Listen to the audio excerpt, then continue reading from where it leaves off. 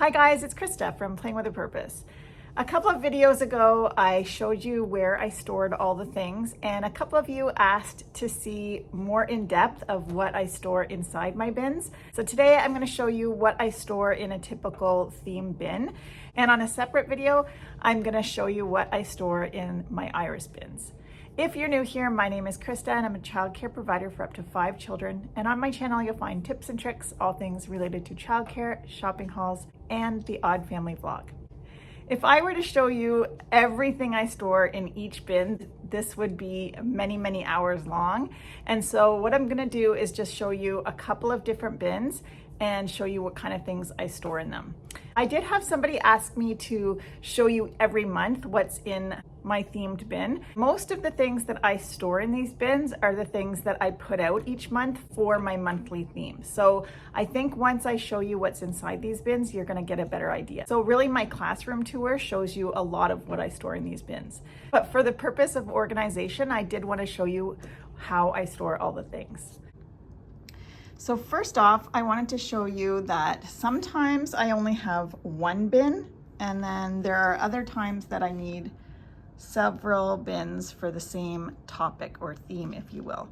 And so I'm going to show you what I store in my spring bins, and also this one is all about me.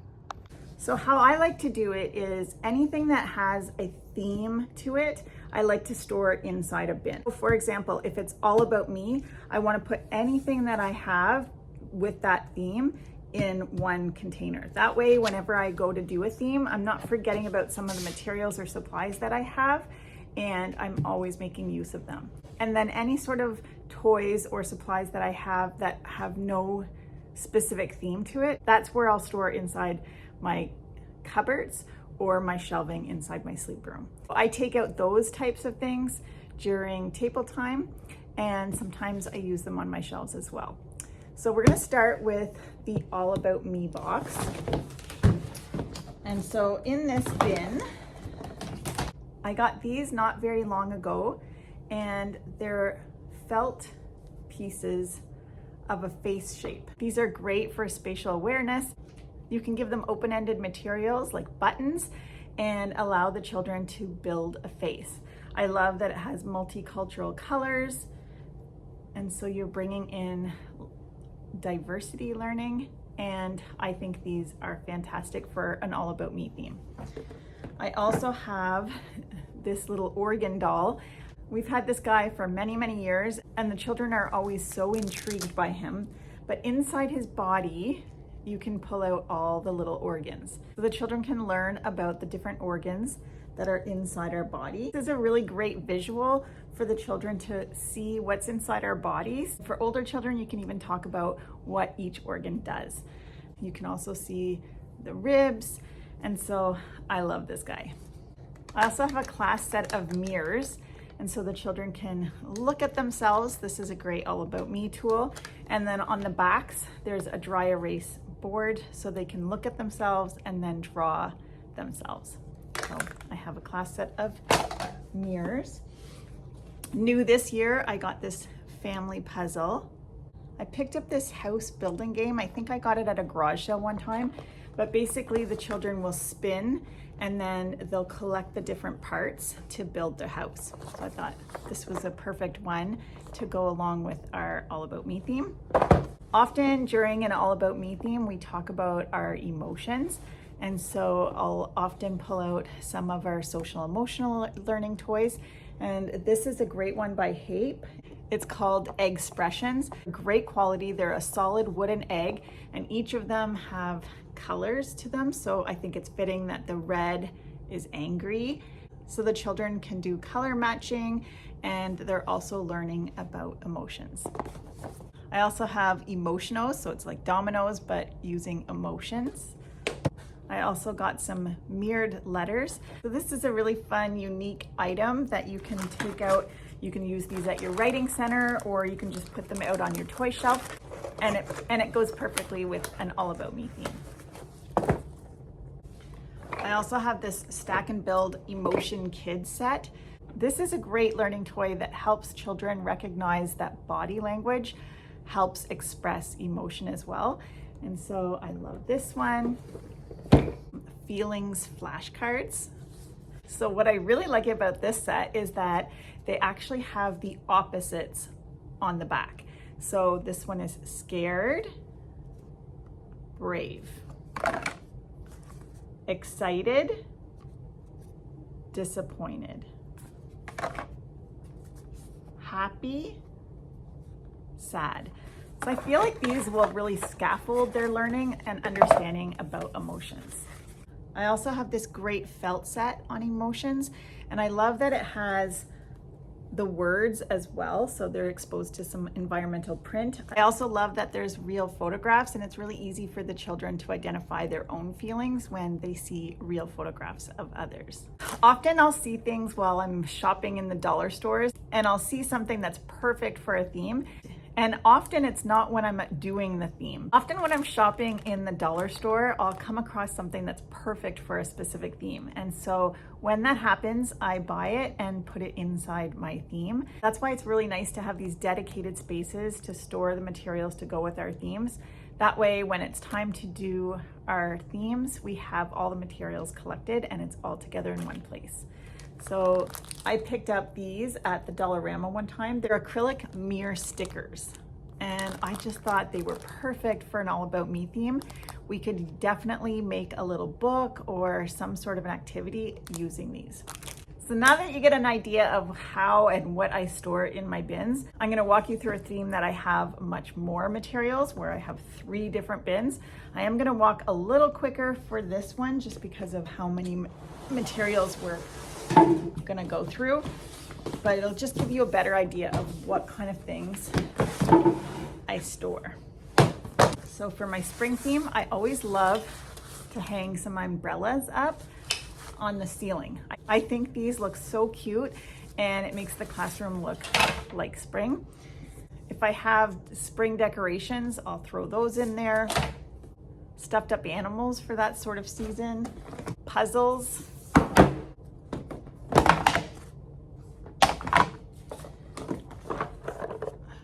In the spring, I always do a bird theme, and so I have some materials on birds. I have different ideas for my science table, so here's different types of bird seed. I usually set up a little garden in my dramatic play area, and so these are little t-shirts that I put out for the dress up. Children love little bags and stuff to put things inside, and I got a pair of pajamas that had this little cloth bag, and so I just kept it. Another puzzle. This is a great spring building toy. I'm sure you've seen it in some of my videos, but it's building flowers. This is a new item. We haven't used it yet, but it's a Science Fever on birds. Puppets, sometimes books. I do store a lot of my books in my cupboards, but sometimes I run out of space. So if I run out of space in the cupboards, I use the bins, but I have this great Seed to Plant book, another book. Again, different items for my science table. Little rulers, greenhouse. This greenhouse just folds up, which is nice. I got this at a garage sale, but I think you can get them at the Dollarama. It's tube toy. These are great for matching activities. Another puzzle, a root viewer. This is a real nest. I often take this out at circle time. Another puzzle. This is a great color blending game where the children can learn how 2 colors can make another color. So you can touch on color theory with this game.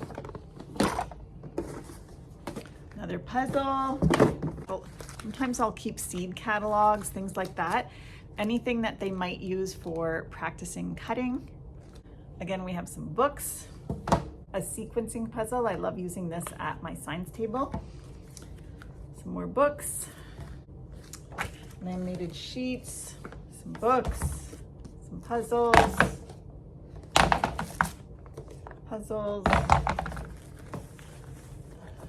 lots of dramatic play dress up. These are raincoats, rain boots, birds, chalk. Sometimes I'll throw in some seasonal items like these little Easter peep headbands. These are great to take out around Earth Day, which is usually April 22nd, I believe. So I throw those in there. Sorting eggs. This is also great for the science table. Love these types of books. So this is all different types of birds in our area. This was my husband's when he was a little boy, and he was given it by his grandparents, but children love looking at these types of books. So if you ever see them at Value Village or at a garage sale, pick them up. Here's another one that I picked up at Value Village. I recently just got this. It's so nice. It's the Bean Life Cycle. I'll just quickly take it out in case you missed it. They're felt pieces, and it's the life cycle of the bean. So beautiful. Obviously, when I'm always upgrading my program, sometimes there's just too much stuff. So I do think that it's important sometimes to go through your things and get rid of things as well. But sometimes I have really old things like this book, and I still use it. The children love it, and so I keep it. So I think it's just a matter of how much space do you have. And also, I don't like to overwhelm the children by putting too many things out. And so sometimes it's a choice of how, like, I don't always empty everything that's in the bin. I'll also go by interest of the children. So if I see that somebody's really interested in something, I might pull out more of that. I have this sweet little robin with her eggs. I always throw a couple of little Easter eggs in here because they look like robin eggs. I always have a collection of the Wild Republic birds. So when you first get these, they actually have the bird sounds, which I find amazing. So this is a woodpecker. Over time though, they get used so much that some of them don't work anymore. So our robin doesn't make sounds anymore. But I do have a great book, Backyard Bird Songs or something like that. And it's an amazing resource as well. I also cut some brown yarn so that they can pretend to feed the birds. They're like worms. I also have this great little set that my cousin made. They're, I don't know, crocheted, knitted, I'm not sure. Little eggs, they have a little button. And then when you open it up, there's little chicks inside that match. So it's great for color matching, and I really cherish this little set. It's so sweet. And then it has the little mom. I also have this little mirror, this little cloud mirror. This is great for science in the spring. I also have this little cloud water toy. It's perfect for the spring. Things like this for the science table. Things like this I love for the science table. And of course we have the life cycle of a chicken. I just made this out of felt. It's great for problem solving. It's great for recognizing different shapes and sizes. Stacking frog game. With Earth Day, I like putting out the garbage Lego. I have my Grimm stacking rainbow. I have this little pull along toy, perfect for small kids. I also have this Melissa and Doug frog toy. It's a great pull along toy, and children absolutely love pulling toys along. So you can see what kind of things I put inside my bins. These are all theme related. And like I said, if I have toys that are not theme related, I usually store those inside my cupboards or on shelves inside my sleep room. So if you're interested in looking at more materials that I have, just follow along for my toy rotations once a month and you'll see what kind of things I have. I hope you enjoyed this video. I'm Krista with Playing with Purpose. I'll see you next time.